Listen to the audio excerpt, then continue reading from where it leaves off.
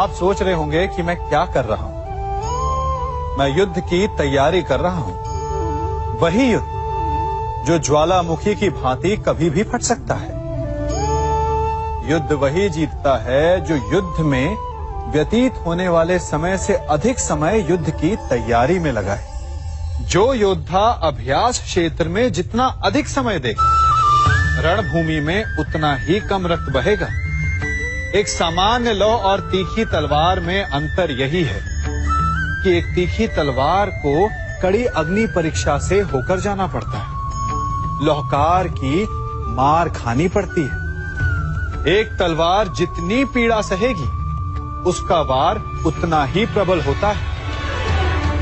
इसलिए पीड़ा से घबराए नहीं, उसका सामना करें, उसका अभ्यास करें, क्योंकि यही अभ्यास जीवन के युद्ध में आपको विजयश्री बनाता है। जब मेघ छाते हैं तो क्या होता है? अंधकार छा जाता है। मेघ गरजते हैं, बिजलियां कड़कती हैं, वर्षा होती है। सभी पशु अपने आश्रय स्थल पर जाकर छिप जाते हैं। मनुष्य अपने घरों की ओर दौड़ते हैं और सभी पक्षी अपने घोंसलों में जाकर छिप जाते हैं। परंतु एक जीव है जो गरजते मेघों को, कड़कती बिजलियों को, भारी वर्षा को भी हरा देता है। वो जीव है बाज, क्योंकि वो समस्या की जड़ों से ऊपर उड़ता है। वो गरजते मेघों से, कड़कती बिजलियों से, भारी वर्षा से, इन सब से ऊपर। यही अंतर है हारने वालों में और जीतने वालों में। ये युद्ध हार और जीत का नहीं, समस्या और सोच का है।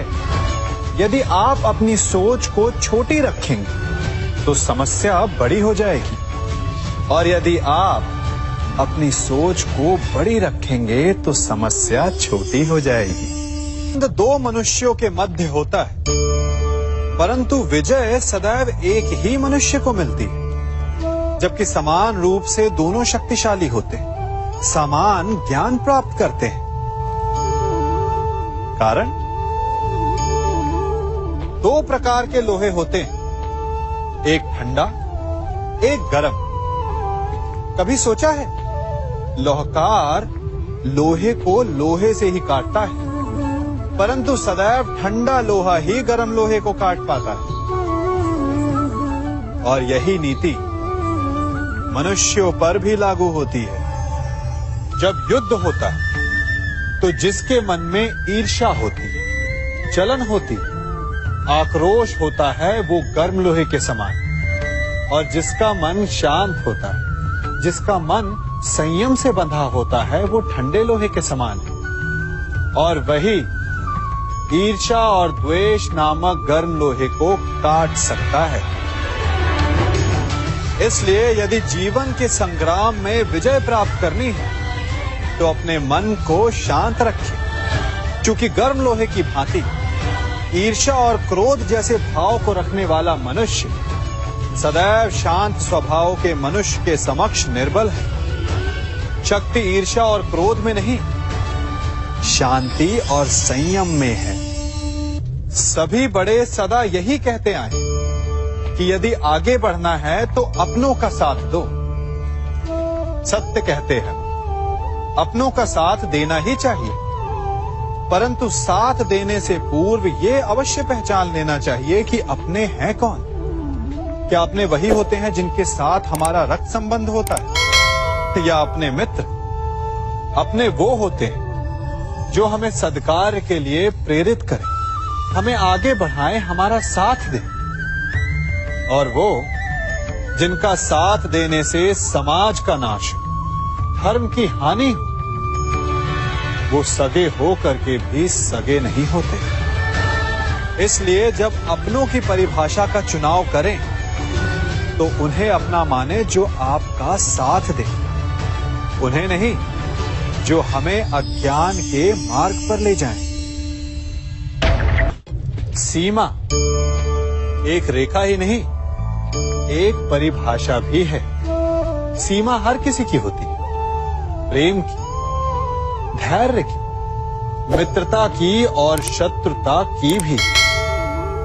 और जो सदैव सीमा में बंधे रहते हैं वो सामान्य मनुष्य बनकर रह जाते हैं, परंतु जो समय आने पर सीमा तोड़ देते हैं वही भविष्य बनाते हैं, क्योंकि सीमा केवल आपको मर्यादा में नहीं रखती, आपको बांधती भी है। अब ये आप पर, मुझ पर, हम सब पर निर्भर करता है कि ये जाने कौन सी सीमाएं हमें बांधती हैं और कौन सी सीमाएं शक्ति के नए मार्ग समक्ष लाती हैं। इसलिए सीमाएं तो जो कर सकते हो उससे अधिक करने का प्रयत्न करो, तभी नई सीमाएं बना पाओगे। भाग्य क्या है? जो आपने किया उसे भोगना भाग्य है, या जो आपके पूर्वजों ने किया उसका फल भाग्य है? नहीं, भाग्य वही है जो आपने किया, क्योंकि हर मनुष्य को अपने कर्मों के फल भुगतने होते हैं। इसलिए यदि जीवन में कुछ भी करें तो उस पर अपनी दृष्टि अवश्य रखें, क्योंकि आपके एक कर्म का फल आपका भविष्य बदल सकता है। हम वही बनते हैं जो हम चुनते हैं, क्योंकि वही हमारा भाग्य बनता है। मनुष्य सुंदरता से आकर्षित होता है, उससे प्रेम करता है और असुंदर को देता है। ऐसा होता है ना? क्या आप ऐसा नहीं करते? करते हैं। तो सुंदर और असुंदर की परिभाषा क्या है? इस आकर्षण और विकर्षण का कारण क्या है? कभी सोचा है? कभी सोचा है कि जिससे आप प्रेम करते हैं, जिसके प्रति आप आकर्षित होते हैं, अचानक से उसके लिए मन में वितृष्णा आ जाती है, और जिसके प्रति घृणा होती है उसके लिए एकाएक आपके मन में प्रेम उमड़ आता है। कारण है दृष्टिकोण। क्योंकि सुंदरता आपके मन में होती है, आपके सोच में होती है, आपके दृष्टिकोण में होती है। इसीलिए किसी को कीचड़ में खिला हुआ कमल सुंदर लगता है, और किसी को निर्मल चंद्रमा में भी कलंक का धब्बा दिख जाता है। यदि आपको सुंदरता अनुभव करनी, हर पल आनंद में रहना है, तो अपने दृष्टिकोण को सुंदर बनाएं और अपने आप सब कुछ सुंदर बन जाएगा। हम अपनी सोच और संसार की मान्यता के अनुसार अपने विचार बनाते हैं। जैसे सत्य कहना धर्म है, असत्य कहना पाप, सहनशीलता धर्म है और क्रोध करना अधर्म, उपकार करना, जीवों पर दया करना धर्म है और निष्ठुर होना अधर्म। परंतु क्या यही सत्य है? क्या कभी कभी परिस्थितियां इन आवेशों को उल्टा नहीं कर देती? करती हैं। यदि इस संसार में कुछ धर्म है, कुछ पुण्य है, कुछ महान है, तो परिस्थिति के अनुसार चलना। जटायु स्मरण है आप सबको? वो जिन्होंने रावण पर क्रोध किया था, उस पर आक्रमण किया था। उस समय जटायु का क्रोध पाप नहीं था, धर्म था। इसीलिए अंत में उन्हें भगवान राम की गोद मिली। और कुछ ऐसे भी होते हैं जो धर्म को सहनशीलता समझकर हर अन्याय को सहते हैं और अंत में वो बाणों की शैया पाते हैं। यदि कोई पशु या व्यक्ति अकारण आक्रमण करके किसी निर्दोष के प्राण लेने की चेष्टा करे, तो उसके रक्षा हेतु उसका वध कर देना पाप नहीं, समय की मांग है। क्योंकि आक्रमण भी आत्मरक्षण ही है। यदि किसी दुष्ट की सहायता करने से सामान्य मनुष्य को कष्ट पहुंचे, पीड़ा पहुंचे, तो उसे सहायता ना देना ही धर्म है। अकारण क्रोध अस्वीकार्य है, परंतु यदि क्रोध से कुछ शुभ हो, पाप बाहुभीत हो, तो क्रोध और दंड भी धर्म ही है। संसार का सबसे बड़ा पाप क्या है? असत्य बोलना, हत्या कर देना, चोरी करना या किसी का अपमान करना। संसार का सबसे बड़ा पाप है किसी निर्बल को सताना, और संसार का सबसे बड़ा दंड भी उस निर्बल के मुख से निकली हाय है। आप देख रहे हैं मैं क्या कर रहा हूं?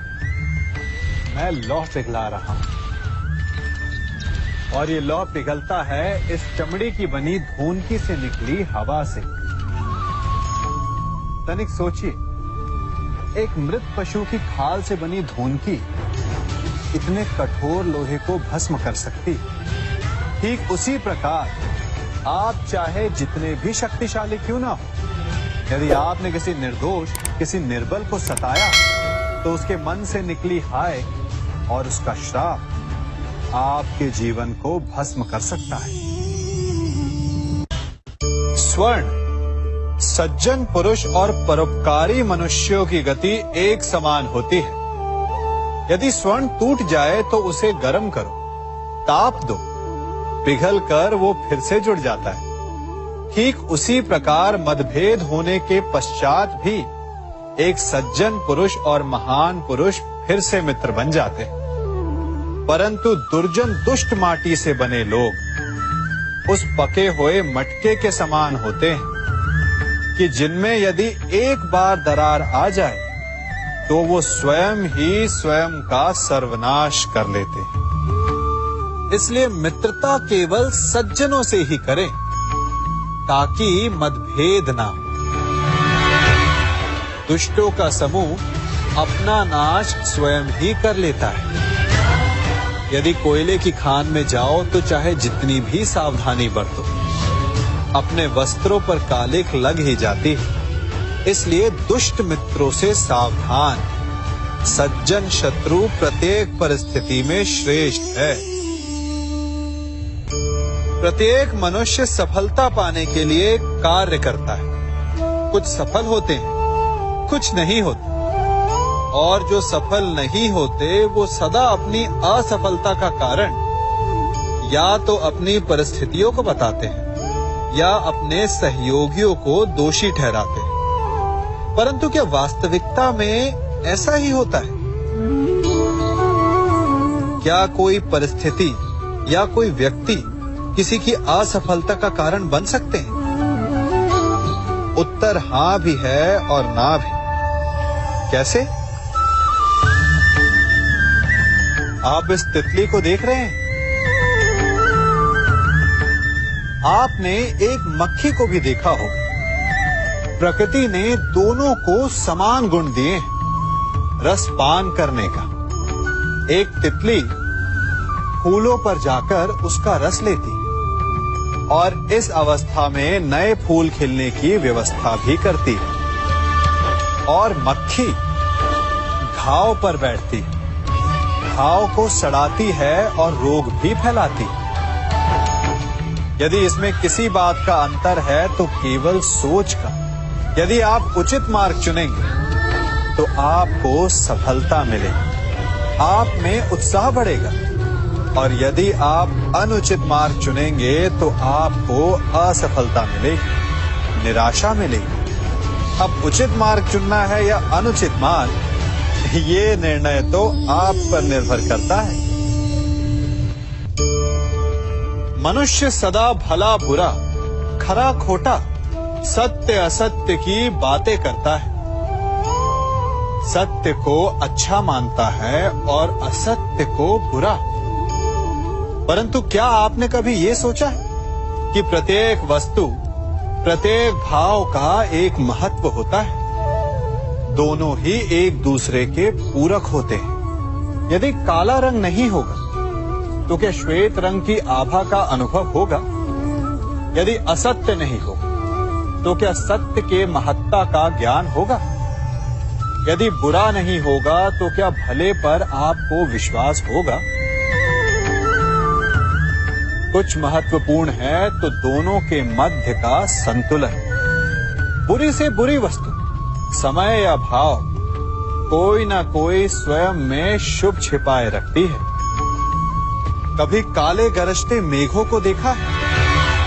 उसके किनारे भी एक स्वर्णिम आभा होती है। उसी प्रकार यदि आपके जीवन में बुरा समय आए तो आपको अपने सच्चे मित्रों की पहचान हो जाती है। तो बुरे समय में निराश ना हो, उसमें भी कुछ शुभ खोजने का प्रयास करें और धीरे धीरे सब कुछ आपके जीवन में स्वतः शुभ हो जाएगा।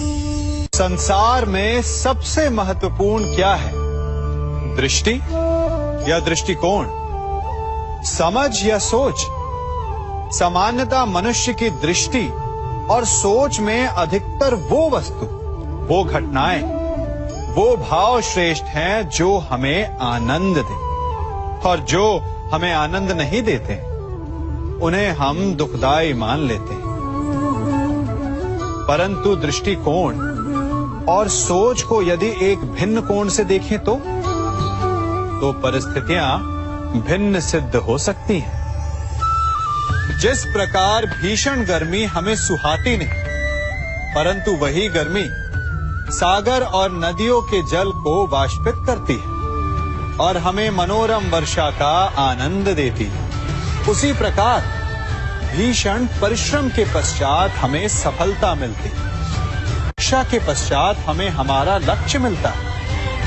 तो सदा स्मरण रखिएगा कि दुख और पीड़ा से भागे नहीं, क्योंकि यही भविष्य में आने वाले सुख का मूल है। जब भी आपने यात्रा की होगी तो अवश्य अपने मार्ग के आसपास कुछ रिक्त स्थान देखे होंगे, कुछ खेत देखे होंगे, कोई ना कोई भूमि का टुकड़ा अवश्य देखा होगा। कुछ स्थान ऐसे होते हैं जहां पेड़ लगे होते हैं, जहां माली बड़े प्रेम से उन्हें बोता है, उन्हें सींचता है, और कुछ स्थान ऐसे भी होते हैं जहां बिना माली के खरपतवार उग जाते हैं, कुछ अन्य पौधे उग जाते हैं।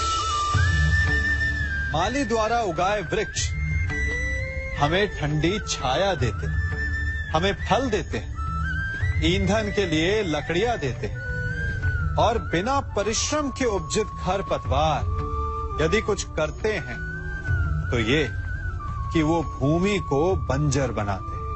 हमारा मन भी रिक्त भूमि की भांति होता है। यदि अपने परिश्रम से उसमें सुविचारों के बीज डालोगे तो फलदायक विचार उपजेंगे, और यदि उसे रिक्त छोड़ दिया तो खरपतवार की भांति अनुपयोगी विचार आपके मन को अपना घर बना लेंगे, आपके मन को मैला कर देंगे, उसे बंजर कर देंगे। अब निर्णय आपका है कि आपको सुविचार देने वाला मन चाहिए या कुंठा देने वाला। जल प्रकृति को इस संसार की सबसे अनूठी देन है। वो महासागर में भी मिलता है और मीठे तालाब में भी, वो पवित्र गंगा में भी होता है और दुर्गंध आती नाली में भी। हम तालाब और नदी को सम्मान इसलिए देते हैं क्योंकि उसका मीठा जल हमारी प्यास बुझाता है, परंतु सागर का जल पीने योग्य नहीं होता, इसीलिए कभी कभी हम उसे उतना महत्व नहीं देते और नाली के जल को हम हे दृष्टि से देखते हैं। तो क्या ये उचित है? हमारे संबंध भी इसी जल की भांति होते हैं। जिस संबंध से हमें लाभ ना हो उससे हम दूर हो जाते हैं। कभी ईर्ष्या के कारण, कभी अहंकार के कारण उस संबंध को तोड़ देते हैं। तो क्या संबंध को तोड़ देना उचित है? तनिक विचार कीजिए। माना कि सागर का जल फसल नहीं दे सकता, परंतु मोती तो देता है। माना कि नाली का गंदा जल हमें किसी भी कार्य के लिए उपयुक्त ना लगे, परंतु वो भी कहीं लगी अग्नि को बुझा सकता है। ठीक इसी प्रकार प्रत्येक संबंध कहीं ना कहीं किसी न किसी परिस्थिति में उपयोगी हो सकता है।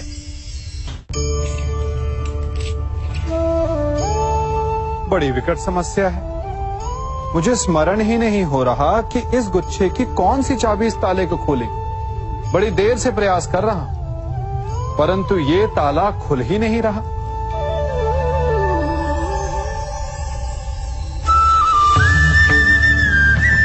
ऐसी परिस्थिति में आप क्या करेंगे? अधिकतर लोग ऐसी परिस्थिति में अपनी आशा खो बैठते हैं। उन्हें लगता है कि चाबी खो गई। वो तिलमिला जाते हैं, क्रोधित हो उठते हैं। परंतु उस समय धैर्य रखें तो गुच्छे की अंतिम चाबी ताला खोल सकती है। कुल्हाड़ी का अंतिम प्रहार वृक्ष को काट के गिरा देता है, परंतु क्या सत्य में कुल्हाड़ी का अंतिम प्रहार वृक्ष को काट के गिरा देता है? आपको आपका लक्ष्य दिला देता है? नहीं, आपका निरंतर प्रयत्न ही आपको सफलता दिलाता है। जब आपका मन निराश है तो अपने कार्य में दुगनी उत्साह से जुट जाइए, क्योंकि अनावरत बहता जल ही कठोर चट्टान को काट सकता है। सफलता का मूल है परिश्रम, प्रयास और आशा। मनुष्य का जीवन ऋतुओं के समान होता है। आज ग्रीष्म तो कल वर्षा, परसों शीत। तनिक संकट आया तो हम संयम खो बैठते हैं, तनिक ऋतु बदली तो हम अधीर हो जाते हैं। अपने आक्रोश में, अपने क्रोध में हम उनसे ही संबंध बिगाड़ लेते हैं जो हमारे अपने होते हैं। क्यों ऐसा होता है ना? हमें लगता है कि हमारे अपने हैं, फिर से मना लेंगे, परंतु स्मरण रखिए, सदा ऐसा करना संभव नहीं होता। सागर की उछलती लहरों को तट सहता है, और यदि तट ही टूट जाए तो बाढ़ आ जाती। हमारे संबंध भी दूध की भांति होते हैं। दूध तपकर उबल सकता है, परंतु यदि उसमें खटास आ जाए तो वो फट भी जाते हैं। और फटे दूध को चाहे जितना मत लो, उसमें से माखन नहीं निकलेगा। इसीलिए अपने संबंधों को संभल कर निभाना चाहिए।